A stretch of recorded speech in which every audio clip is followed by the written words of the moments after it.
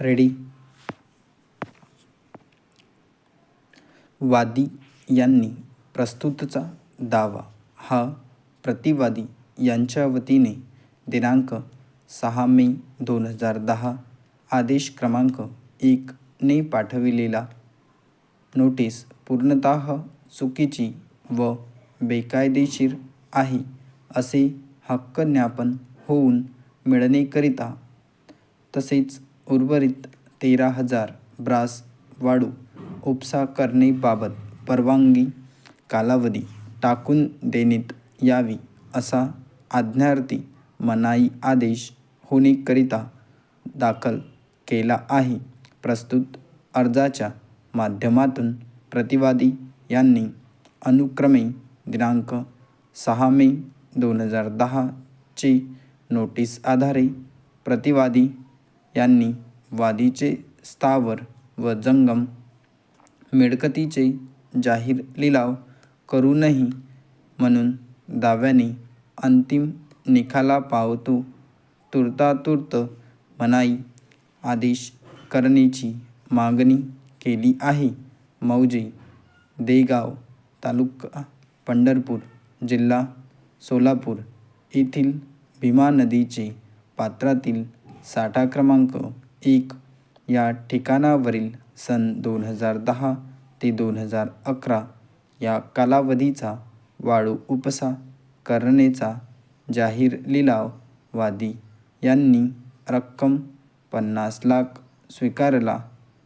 सदर भूखंडातून 18,000 वाळू उपसा करून त्याची वाहतूक करण्याचा अंतिम मुदत दिनांक 31 जुलै 2010 पर्यंत निश्चित करण्यात आलेली होती.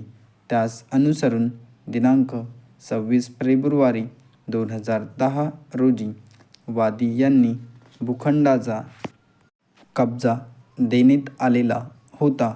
वाळू भूखंडाचा कब्जा देतेवेळी वाळू भूखंडामध्ये पाणी असल्याने जिल्हाधिकारी सोलापूर यांनी वादी यांना वाळू उपसा करण्यासाठी 19 बोटी व उपसा पंप टाकण्यास परवानगी मागितली. तथापि केवळ 4 बोटी टाकण्यास परवानगी दिली. वादी हे प्रतिवादी यांना नमूद केलेल्या अटीचे पालन करून वाळू उपसा करीत होते. सदर भूखंडातील वाळू उपसा करून त्यांची वाहतूक करण्याची अंतिम मुदत 31 जुलै 2010 निश्चित करण्यात आलेली होती.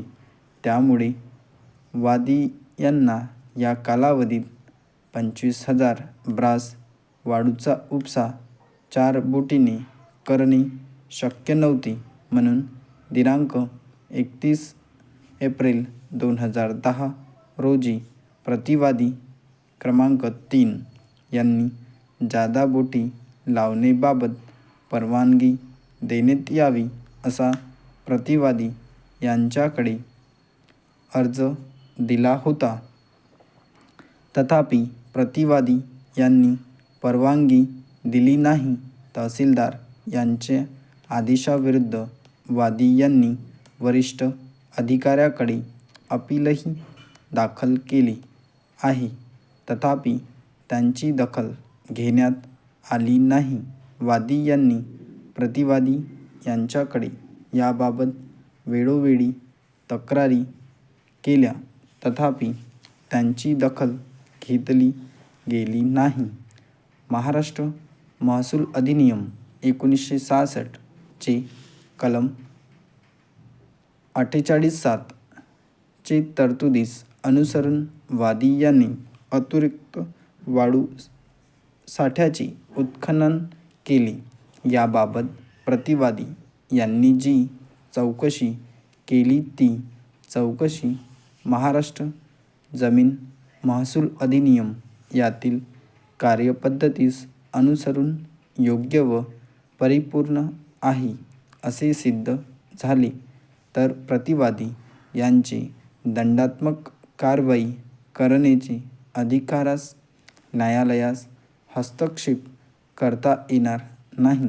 प्रतिवादी यांनी चौकशी प्रकरणी काढलेला निष्कर्ष हा अधिकारबाह्य असल्यास न्यायालयास महाजमीन महसूल अधिनियम कलम 48(8) ची तरतुदीस अनुसरून दंडात्मक कार्यवाही करण्याचा आदेश अधिकारबाह्य असलेले त्यांची अंमलबजावणी करण्यास हस्तक्षेप करता येईल.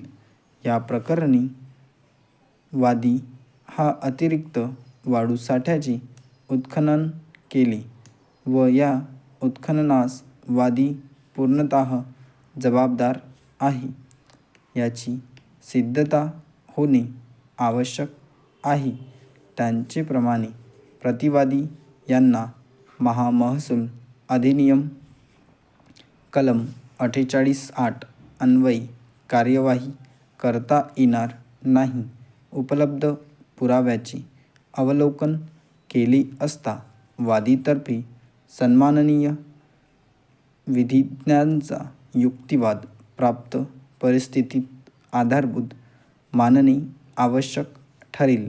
वादीचे कथनात सकृतदर्शनी तथ्य आहे किंवा कसे या मुद्द्यांची व्याप्ती ही नमूद प्रकरणी पूर्णतः वादी वतीने निकाल होईल असे येथपर्यंत नसून प्रकरणी तथ्यावर आधारित व कायदेशीर मुद्द्यावर आधारित निराकरण करणे योग्य पुरेशी परिस्थिती आहे किंवा कसे येथपर्यंत मर्यादित आहे. या प्रकरणी वादी यांचेकडे जवळजवळ ₹97 लाख दंड रकमेची मागणी केली आहे. त्या दंड रकमेची दायित्वाबाबत प्रतिवादी यांनी काढलेला निष्कर्ष हा वादी याने उपस्थित केलेल्या मुद्द्यांची पार्श्वभूमीवर पुराव्याअंती ठरविले जाणे योग्य आहे. त्यामुळे या प्रकरणी वादी यांचे कथनात सकृतदर्शनी तथ्य आहे.